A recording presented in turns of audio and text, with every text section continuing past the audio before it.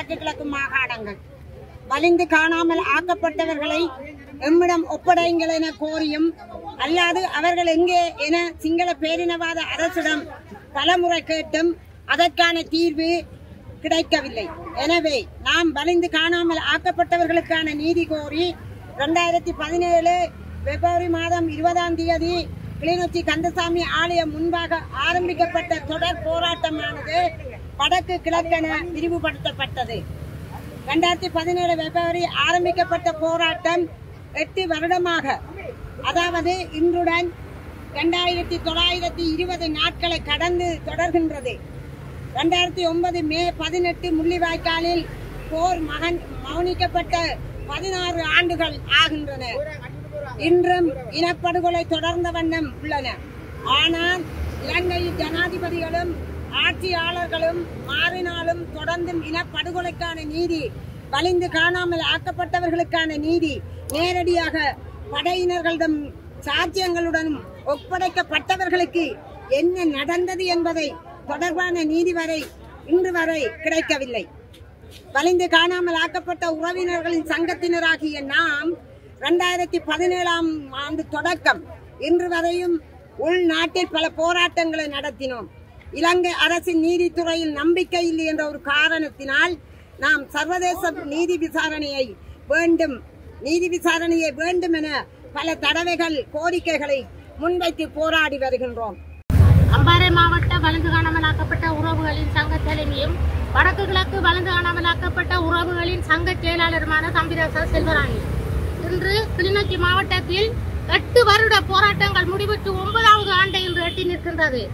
2009ஆம் ஆண்டு யுத்தம் மௌனித்த பின்னரும் நாங்கள் இந்த போராட்டங்களை வடக்கு கிழக்கில் சிறு சிறு குழுக்களாக தொடங்கிய போராட்டம் இன்று கிளிநொச்சி மாவட்டத்தில் கடு உச்ச போராட்டமாக தாங்கி நின்று இன்று 9 வருடம் ஆகின்றது. இந்த 9 வருடத்தில் எங்களுடன் கூட இருந்து தங்களது பிள்ளைகள் வரும் என்று புழுதி வெயில் மழை பாராது போராடி இன்று 300 தொடக்கம் 380க்கு மேற்பட்ட உறவுகளை நாங்கள் இழந்து நிற்கின்றோம். இன்று எங்களது போராட்டம் 2018ஆம் ஆண்டிலிருந்து நாங்கள் எங்களது உறவுகள் ஐநா முன்றலில் 36வது தொடரில் எங்களது உறவுகள் நாங்களே ஐநாவுக்கு முன் சென்று எங்களது உறவுகளின் வழிகளை அங்கே நாங்கள் கூறி வருகின்றோம். இன்று வரை நாங்கள் கூறித்தான் வருகின்றோம். பேர் சிவானந்தனே தான். நான் வவுனியா மாவட்ட வலிந்து காணாமலாக்கப்பட்ட உறவுகளின் சங்கத்தின் தலைவி. இன்றைய தினம் இந்த கிளிநொச்சி மாவட்டத்திலே தொடர்ச்சியான கவனஈர்ப்பு போராட்டத்தை ஆரம்பித்த நாளிலிருந்து இன்று 9வது வருடத்தை வந்திருக்கின்றது.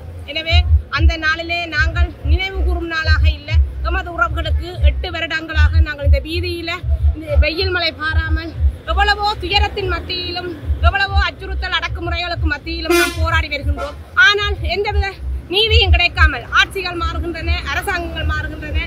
அவர்கள் எந்த விதமான இந்த தமிழ் மக்களுக்கான நீதியை பெற்றுக் கொடுக்க வேண்டும். இந்த உறவுகள் உண்மையாகவே உயிர்களைத்தான் கொடுத்துவிட்டு கையில் ஒப்படைக்கப்பட்ட உறவுகளுக்கு என்ன நடந்தது என்று எந்த ஒரு அரசாங்கமும் பதில் சொல்லாத போதுதான் நாம் சர்வதேசத்திடம் கேட்டிருந்தோம். ஆனா இந்த சர்வதேசமும் இதுவரை காலமும் நாங்கள் பெண்களாக இந்த வீதியில தொடர்ச்சியாக போராடி கொண்டு இருக்கின்றோம் என்றால் எதற்கு போராடுகின்றோம்? உண்மையாகவே ஒரு கணவனை இழந்த பெண் எவ்வளவு வேதனைப்படுவாள் தனது பிள்ளையை வளர்க்க, தனது சமூகத்தில ஒரு தலை நிமிர்ந்து நடக்க முடியாத அளவுக்கு அவள் இன்று சமூகத்தில எத்தனையோ முகங்களுக்கு கொடுத்து கொண்டு வாழ்ந்து கொண்டிருக்கின்றாள். அந்த ரீதியில இந்த பெண்கள் இந்த வீதியில போராடி கொண்டிருக்கின்றார்கள் என்று சொன்னால் இந்த சர்வதேசம் இந்த பெண்களுக்கு ஏன் ஒரு பெண்களாக வீதியில நடக்கின்றார்கள் என்றால் அவர்கள் நீதிக்காகவும் உண்மைக்காகவும் போராடி கொண்டிருக்கின்றார்கள் என்று சொல்லிக் கொண்டிருப்பதில் எந்தவித அர்த்தமும் இல்லாமல் நாம் மடிவதற்கு முன்பு சாட்சியங்கள் 300க்கும் மேற்பட்டவர்கள் இறந்திருக்கின்றார்கள். நாங்களும் இன்றோ நாளையோ இறக்குவதற்கு முன்பு இனி வருகிற சமூகமும் கடத்தப்படாமல் இருப்பதற்கும்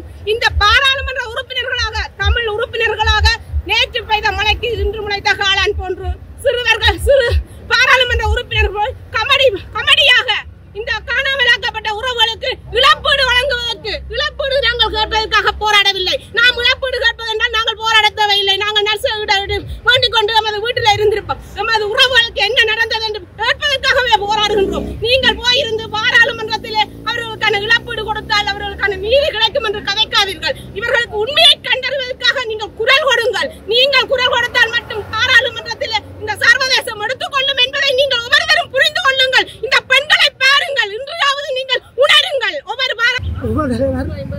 2 பிள்ளைகள் வலிந்து காணாமலாக்கப்பட்டு துளைத்து வீதி வீதியாக தேடிக்கொண்டிருக்கின்றோம்.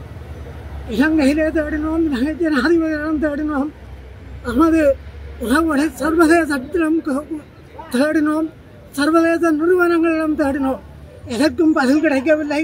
8 ஆண்டுகளாக இந்த கிளிநொச்சி மாவட்டத்திலே 100க்கும் மேற்பட்ட எங்களோடு இணைந்து போராடுகளை இழந்திருக்கின்றோம். இந்த நிலையிலே நாங்கள் 2 விடயங்களை மட்டும் கோர விரும்புகின்றோம். சிங்கள மக்கள், இலங்கையிலே வாழ்கின்ற பெரும்பான்மை சிங்கள மக்கள் ஒரு மாற்றத்தை வேண்டி ஒரு புதிய கொள்கையுடைய சிந்தனையுடைய ஒரு அரசாங்கத்தை நிறுவியிருக்கின்றார்கள். அவர் அந்த சிங்கள மக்களிடம் நாங்கள் பணிந்து கேட்கின்றோம். எங்களுடைய பிள்ளைகள் உங்களுடைய இராணுவத்தினால், உங்களுடைய அரசு யந்திரங்களினால் வலிந்து காணாமல் ஆக்கப்பட்டிருக்கின்றார்கள்.